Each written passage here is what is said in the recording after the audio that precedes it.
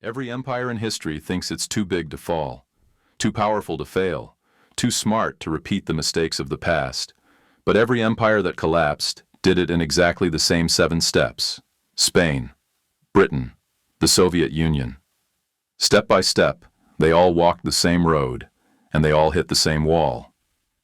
Here's the part that should make you sit up for a second. In 2025, the United States has already completed 5 out of those 7 steps. Not approaching them, not flirting with them. Done. And collapse doesn't drift in like falling leaves in the fall. It hits like a window shattering, sudden, sharp, and impossible to fix once the pieces are already on the ground. We can debate politics all day, but there are some numbers you can actually feel. Food prices up more than 15% this year. Paychecks only up about 4%. Rent eating more than 30% of the average family's income. The highest level ever recorded. Families are working harder than ever just to stay exactly where they were last year. That is what the early stage of collapse looks like. Not tanks rolling down the street, but the slow erosion of the life you thought you could afford. Because empires don't fall when enemies get stronger. They fall when the bills show up. They fall when people look at their wallets and realize the trust that held everything together is starting to leak out. The danger isn't out there somewhere. It's already inside the house. Spain thought the world had been handed to them on a silver plate, and in a way, it had. They stumbled into the richest gold and silver mines humanity had ever seen in the New World. Mountains of treasure sailed into Spanish ports every year. And that kind of easy money is exactly how an empire walks blindly into stage 1, military overextension. Because when you feel invincible, you spend like you're invincible. Spain fought wars on 4 continents at the same time. In the Mediterranean, in the Netherlands, in the Americas, against England's navy. Half the entire government budget went straight to the military just to hold all those fires at once. It wasn't strategy anymore, it was ego. And ego is expensive, but when the bills show up, every empire reaches for the same trick. Stage 2, debasing the currency. Spain started quietly mixing copper into their silver coins. On the outside, they looked like real money. But in reality, the silver, the trust, was draining away every year. Coins that once rang with that clean, pure ting started sounding dull, cheap. Thud. Merchants hear that sound and instantly know the truth. This coin is lying to me. And once money lies, trust leaves the room. Then comes stage 3, the debt spiral. Wars cost more than the mines could provide. So Spain borrowed, from Italian bankers, from German bankers, from anyone willing to believe the empire still had a future. They promised to pay back with the silver they hadn't yet dug up. It worked, until it didn't. Spain defaulted not once, but 4 times in just 40 years. Imagine being the richest country in the world and still going bankrupt, again and again. And this is the twist that history teaches. But empires never learn. Too much easy money destroys the ability to make money. Stage 4. Loss of productive capacity.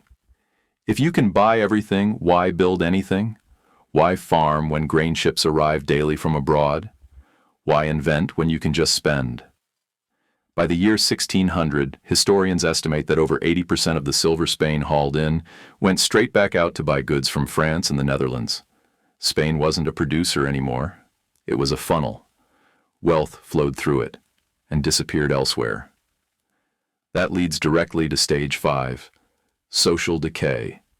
With nothing being built and prices rising, opportunity evaporates. The best engineers, merchants, and artisans packed their bags for places that still made things, places like England and Holland. Spain was left with soldiers, priests, and bureaucrats. Too many people consuming, too few creating. The empire that once owned half the earth became a tourist postcard, not because enemies beat them, but because they stopped beating themselves toward progress. Spain proves one truth. When money comes too easy, the future becomes very hard. 300 years later, the same pattern marched across an even bigger stage. Britain. At its peak, the British Empire covered a quarter of the world. They called it the empire on which the sun never sets. Stage 1. Military overextension wasn't even a question, just a checklist. India, ours. Africa, ours. Oceans, ours. But a map that big takes a fortune to protect. Then came World War I. Britain had a choice: sit it out and stay strong, or dive in and bleed. They dove. And after the war, they had the victory, but not the money. Their gold reserves were drained. Their debts to America were suffocating. Yet they still wanted the world to believe the pound was the rock of global finance. Same prestige, same value as before. Pride demanded the impossible. And so, stage 2, currency mistake arrived. In 1925, they repegged the pound to gold at its old exchange rate, a fantasy price. Overnight, British exports became too expensive. Unemployment spiked above 10%, and the economy began to choke. They were defending an identity they no longer had the wealth to support. Then stage 3, war debt crush. World War II pushed Britain to borrow even deeper, over 200% of GDP. They won on the battlefield, but they lost their empire in the accounting books. They simply couldn't afford to own the world anymore. Stage 4, loss of empire came quick. India, the crown jewel, gone in 1947. Within 2 decades, most colonies slipped away. Britain tried to stand tall, but it was like a king selling off the castle to keep wearing the crown. And just like Spain, stage 5, social strain hit hard. By the late 1970s, Britain plunged into strikes, blackouts, and a winter literally called the Winter of Discontent. A headline from 1931 said it best: when they finally abandoned the gold standard and the illusion of pride along with it, people celebrated, because at least they could work again. Britain learned the painful price of pretending to be richer than you are. The longer you protect your image, the faster you lose your reality. Then comes the Soviet Union, the loudest collapse in modern history. Not loud because of war, but loud because everyone heard the lie snap at the same time. Stage 1, overextension wasn't just military bases. It was a global ideology to enforce. Matching America tank for tank, missile for missile, while having only a fraction of the economic engine behind it. They spent 20% of their entire GDP on defense. Numbers like that can only end one way. Meanwhile, stage 2, economic stagnation rotted the core. Central planning kills curiosity. Why innovate if success pays the same as failure? Soviet factories produced low-quality goods no one wanted, and the farms, in some of the most fertile land on Earth, still couldn't feed the population. Stage 3. Currency rot was always there. The ruble was monopoly money outside of the USSR. Even citizens preferred US dollars. When global oil prices dropped in the 1980s, the Soviet regime ran out of the only real money it had left. Then stage 4, empire crumbling, happened almost overnight. From the fall of the Berlin Wall to the collapse of Eastern Europe, it took less than 900 days for the Soviet geopolitical map to dissolve. And finally, stage 5, shelves go empty. People waited in long lines for food that never arrived. Paychecks meant nothing when there was nothing to buy.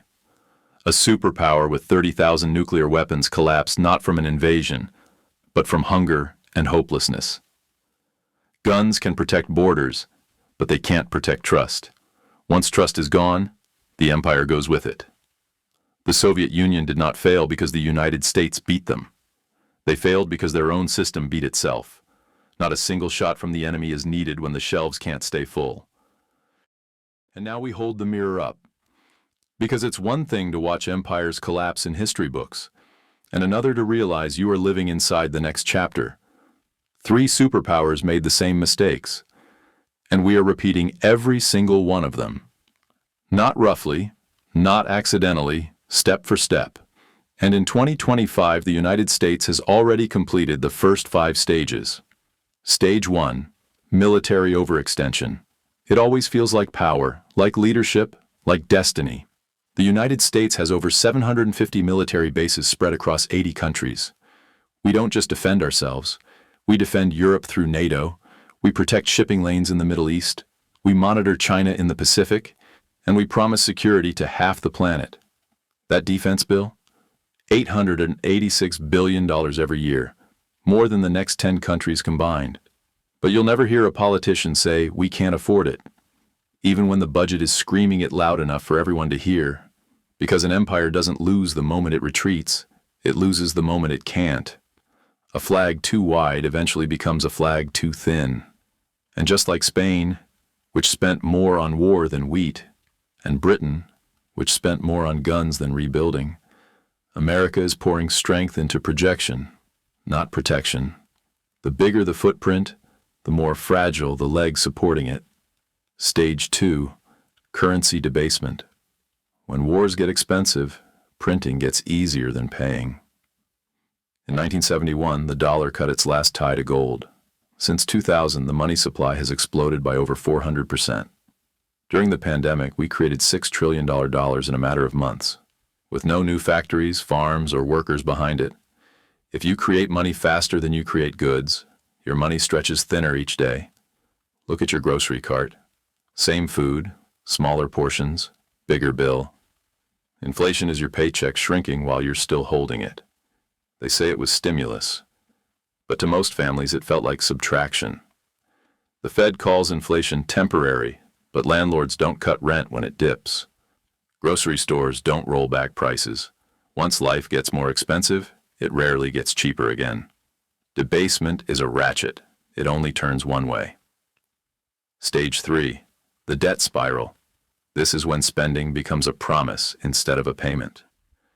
The U.S. debt has passed $36 trillion, 120% of GDP, and the interest alone, money we pay just to rent the past, is almost $1 trillion per year. That is more than we spend on the military. When you borrow money to pay the interest on the money you already borrowed, you are not a superpower. You are a patient on financial life support, and households are copying the government. Credit card debt hit a record $1.13 trillion. 1 in 5 Americans has zero savings for emergencies. Debt used to build houses and businesses. Now it buys groceries and gas. When the future must be borrowed, the future stops coming. You see it in the American dream. For decades, buying a home was the symbol that life was working, a reward for doing things right. Now, we've raised an entire generation that doesn't believe they will ever be able to afford a home. Prices have jumped far faster than incomes, and interest rates have turned mortgages into lifelong punishments. People are working harder than they ever have, just to stand still. If you're watching this from the US, be honest. Is buying a home still a dream where you live? If that dream has slipped away, comment, home. You are not alone. Stage 4, hollow production. Spain lost production because silver made buying easier than building. The United States is losing production because debt makes importing easier than manufacturing. We run a trade deficit of $800 billion every year. We depend on foreign factories for 75% of our pharmaceuticals and 90% of our microchips. The tiny pieces of silicon that power everything from your phone to fighter jets. Our economy is marketed as made in America, but the labels say otherwise. And supply chains are not built for peace. They are built for efficiency. When the world shakes, the shelves shake with it. Remember the great car shortage? A $2 microchip disappeared, and suddenly thousands of $20,000 cars sat dead on assembly lines. A superpower froze because a fingernail-sized piece of plastic went missing. That wasn't a fluke. That was the system revealing how fragile we have become. We invented the semiconductor, yet today Taiwan makes 90% of the world's most advanced chips. We landed on the moon, yet now we can't produce enough baby formula to stock our own shelves. A superpower should not depend on its rivals to keep the lights on. Stage 5, social decay. This is when a nation stops believing in its own story. You see it everywhere. Tent cities spreading through Los Angeles, San Francisco, Portland, in some of the richest zip codes in human history. You see it in addiction, over 100,000 overdose deaths every year. You see it in violent crime, distrust in institutions, and communities tearing each other apart online and offline. The capital of the wealthiest nation in the world has streets where children pass needles and broken promises on their way to school. But again, ignore headlines. Just look at your shopping cart. Gas, eggs, rent, childcare, healthcare, everything climbing, everything outpacing pay, and every month you're hoping the total is smaller than last time. And it never is. Which one word has hit you hardest lately? Gas, eggs, rent? Drop that word in the comments, not for me, but for everyone scrolling who needs to know they're not the only one drowning. You can also see stage 5 in the numbers no one wants to talk about. U.S. birth rate, lowest in 100 years. New business creation, down almost 50% since the 1980s.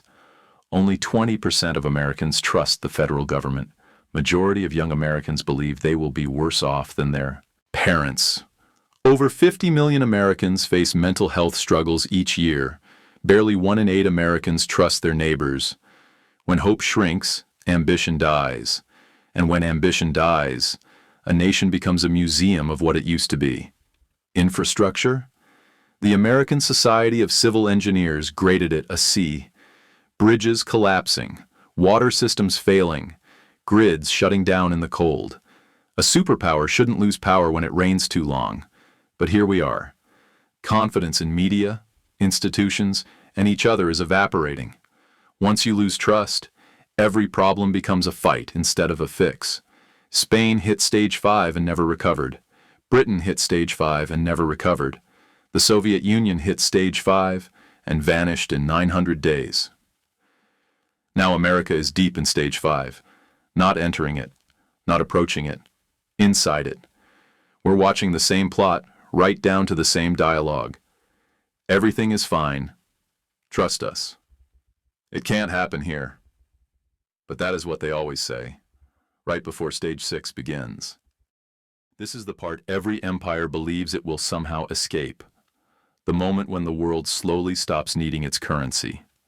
The US dollar dominates today not because America can print it, but because the entire world is required to use it for trade, especially for oil. But that foundation is cracking. BRICS nations are moving more trade into their own currencies. China and Russia already buy and sell energy using yuan and rubles. Saudi Arabia, the heart of the petrodollar system, is negotiating to sell oil in yuan. And central banks across the globe are buying more gold than at any time in the last 50 years. Gold is what countries buy when they stop trusting promises. When the world no longer needs dollars, those dollars don't vanish. They come home. And when trillions of dollars return at once, prices can explode not like a fire, but like a flood. Too much money rushing into the wrong place at the same time. A rising tide lifts boats, a tidal wave flips them. That is the 6th stage. Collapse isn't a slow slide. It's a drop. The Soviet Union went from superpower to disappeared in just 900 days. Britain ruled the largest empire in history, and in under 20 years, it became America's junior partner. These collapses didn't happen because enemies became stronger. They happened because the promises written into the currency stopped being believed. Trust doesn't fade. It snaps. There are no alarms, no warnings. A bill simply fails to clear, a payment doesn't arrive, confidence disappears, and a superpower wakes up as something smaller. The most dangerous sentence in every dying empire is, "Relax, it can't happen here." That's what they said in Madrid, in London, in Moscow, and it's what people are saying in the United States right now. But history has a perfect record. Once an empire reaches this point, belief is the final defense. And once belief breaks, no printing press can save you. You can print money, but you can't print trust. We have already walked through stage 1, stretching the military around the world. Stage 2, printing dollars faster than goods. Stage 3, drowning in debt. Stage 4, losing our factories. Stage 5, losing our confidence in each other. We are not waiting for the pattern. We are inside the pattern. So the real question isn't if this path leads to stage 6 and 7. The question is how far along that path we already are. What month do you think we're living in this story? Look around where you live. What's changing the fastest? Prices, jobs, confidence, trust? Choose one word and put it in the comments. Let the world see your reality, not the headlines. If you feel like you're living through a strange chapter of history, you are not imagining it. The data is loud. The signs are everywhere. I'm watching the next pieces fall into place. And when the next crack appears, you'll see it here first.